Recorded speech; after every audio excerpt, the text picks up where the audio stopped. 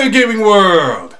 This is Emmanuel Justice, reporting for JGN, the Justice Gaming Network.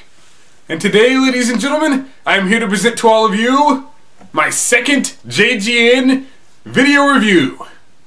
And since we just recently had Halloween this week, a holiday that is usually associated with some type of monster, I've decided that I'm going to review a game based around my favorite type of movie monster, vampires. What game is it? Ladies and gentlemen, I present Vampire Knight for the PS2. Cue the history lesson.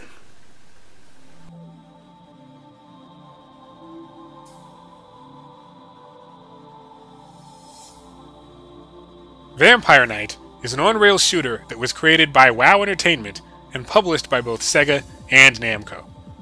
The original version of the game was released in arcades in the year 2000 and then ported to the PlayStation 2 in 2001. If you didn't already know, WoW Entertainment also created House of the Dead, another on-rails shooter series that was rather popular in the arcades. Now I know some of you who know about on-rails shooting games are probably wondering right now, Justice, don't on-rails shooters usually require a gun peripheral? And yes, usually they do. In this case, there were actually two gun peripherals that could be used to play the game, the GunCon and GunCon 2 controllers. Unfortunately, I do not own either GunCon at the time of this review. However, there are control settings in this game for a regular PS2 controller, so that's what I'll be using this time around. Alright then! Now without further ado, it's time to get this party started! The game is already in the system. I got the controller in my hands. So now I only got 2 words for ya. Let's rock! Now when you first boot up the game, from the very beginning you can tell this game wants to bring home the point that it's a shooter. Pressing the start button makes a shooting noise, and the menu is navigated by pulling a crosshair around.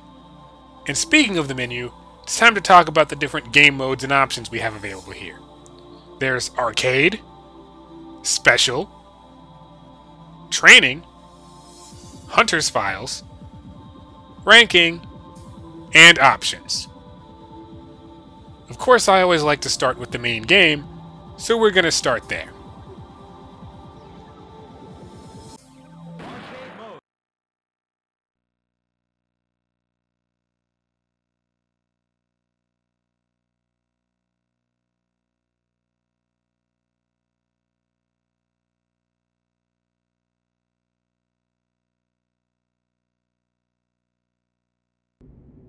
We're here at last.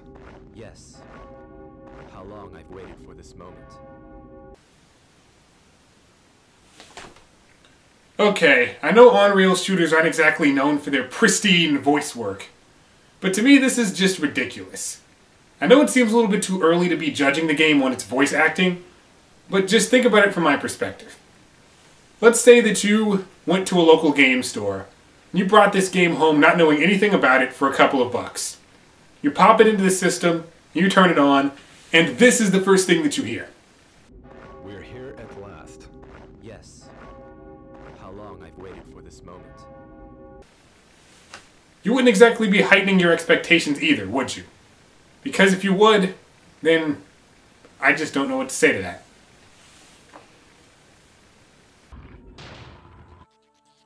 They're coming. Alright, moving on from that interesting voice work, this is your basic on-rails shooter. You place the cursor over what the game wants you to shoot, and press the fire button or trigger if you have a gun peripheral. Once you've shot everything on screen, the game moves you to another screen. Of course, if you happen to get hit in the process of shooting something, you lose a life. Oh, and don't forget to reload when you run out of bullets. Alright, this is actually pretty good. Who knew beyond the voice acting there's actually a pretty good game here?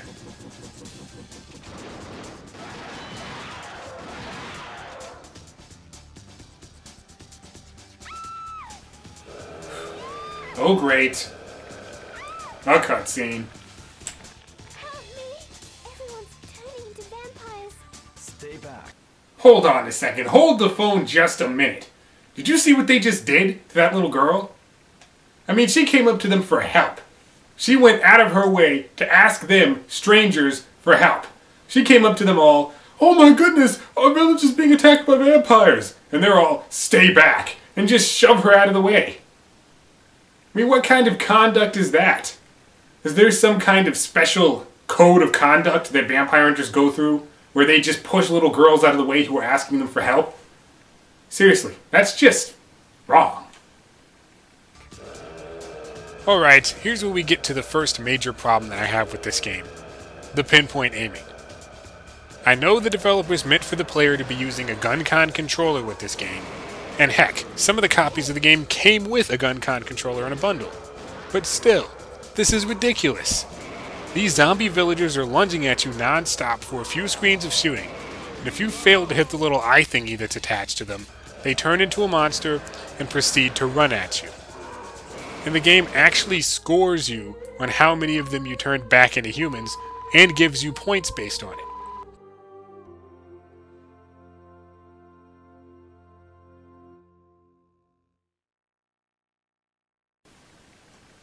Okay, that level's done. Oh great, another cutscene. Might have been expected of a vampire hunter. Wonderful. What interesting experimental material they are. As expected, not bad. Jeez, this voice acting is killing me. Seriously. I mean, do you guys see this? This is just... Interesting. Let's see them do better.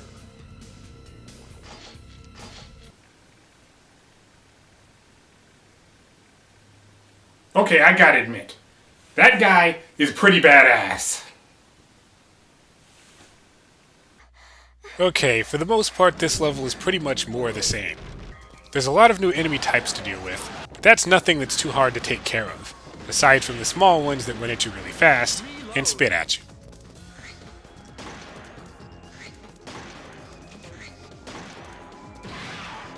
Now, the main thing in this level that really takes the cake is the boss, which is the first boss you will ever fight in this game.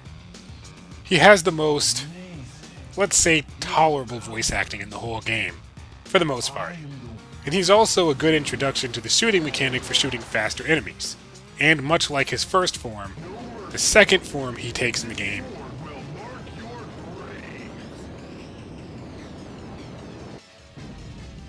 is badass. And speaking of badass, the music from this game is really good.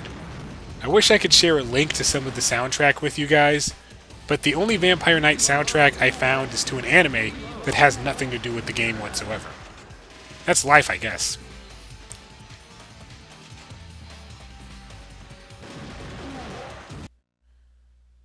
I think I've shown off enough of the main game to give you guys an idea of what it's like. I did record the next level, but it's basically the same thing we've been seeing.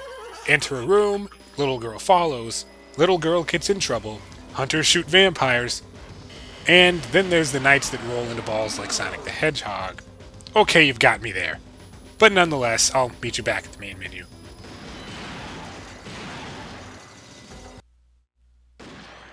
Now, from here, there's actually two game modes left. Special and Training. I'll save you guys the comedy and just explain the Special mode off camera. Special mode is the same arcade game you just played, but complete with missions, interchangeable weapons and items, and the ability to buy stuff with in-game money to improve your gameplay experience. Besides that, there's really not a lot here to talk about, other than this guy, who makes and sells items for you, and does some really odd hand gestures now that I think about it.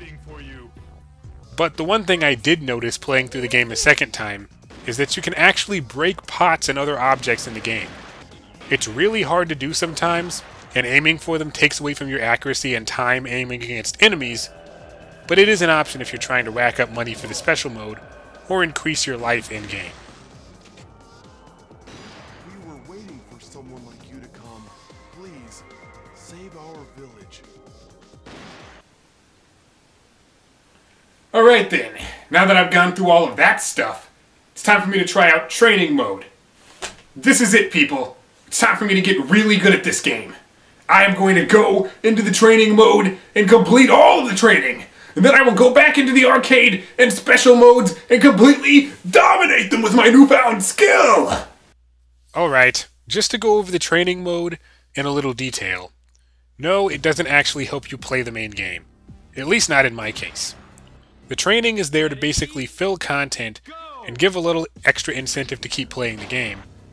But all you're really rewarded with is more training, and there's not a big incentive to keep going on beyond completing the training mode itself, which, like I said, really doesn't help that much with the main game, from my experience. Well, after training mode, we come to the 3 final modes in the game. We have Hunter's Files, where you can look at the specs of different objects and enemies from the game.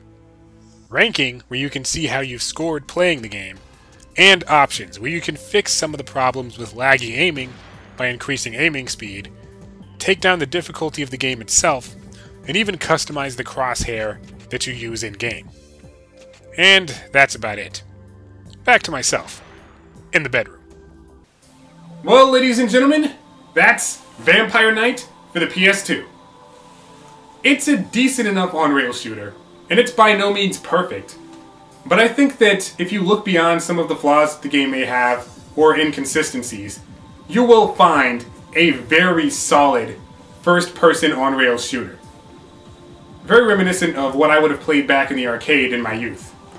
That's why I give Vampire Knight for the PS2 a 7.5 out of 10, and it gets a personal recommendation from yours truly.